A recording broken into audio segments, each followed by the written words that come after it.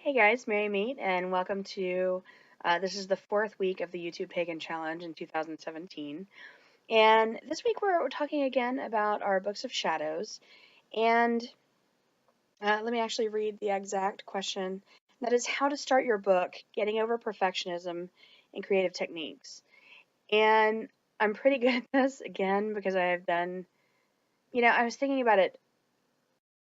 I thought that I was working on my third book of shadows. I'm actually working on my fourth because I actually had one before the Trapper Keeper model that you guys saw before. It was very small. It was just like a journal that I had written a few things in. And that's my common theme is that I have a lot of things that I wrote a few things in and then let go. So this is actually the third one that I'm showing you.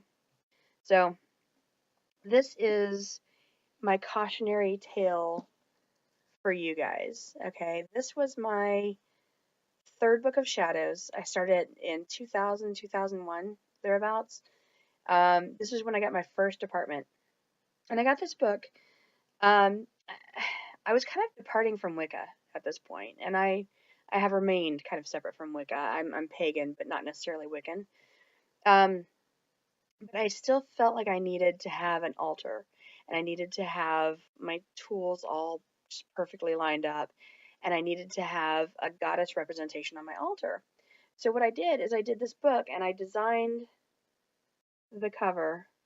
You can see, and she was like my goddess representation on the altar, and it was very symbolic for me because it was like it was the goddess representation, but it was also filled with me. So it was like me and the goddess, and anyways, it meant a lot to me, and I was really into the symbolism of it. And if you can see, I even uh, bedazzled the spine here,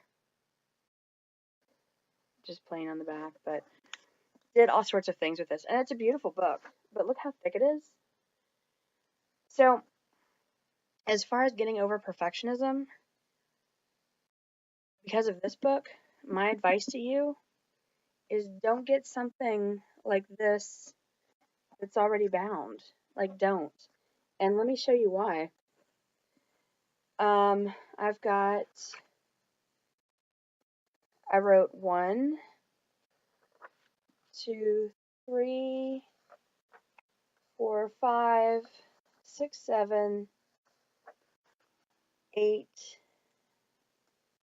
a little bit up there, so 9, 10 pages in this. And this is actually, this is kind of cool. This is like a little thing I was making up. So, anyways, it's, yeah, I am, it had 10 pages, and that's it. That's all. Like, nothing else. 10 pages, and then just a lot of empty. And the thing is it's bound. So I was like, so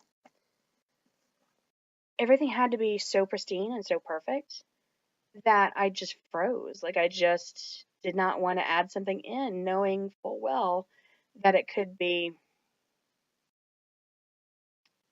imperfect. You know what I mean? I just wanted it to be like so right on.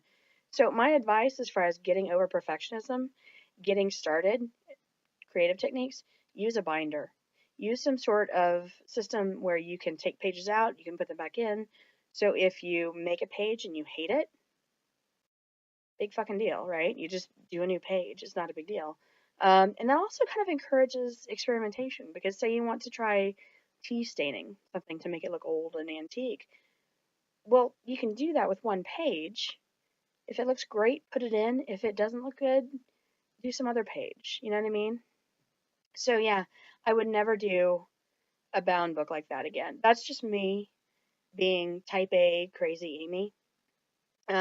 Your mileage may vary. You may not care as much as I do, but that just completely stalled me out. So beyond that, like I said, get a binder. You can move things around, you can change the order, you can do whatever you like. And that's it. Have fun with it. And blessed be. Bye.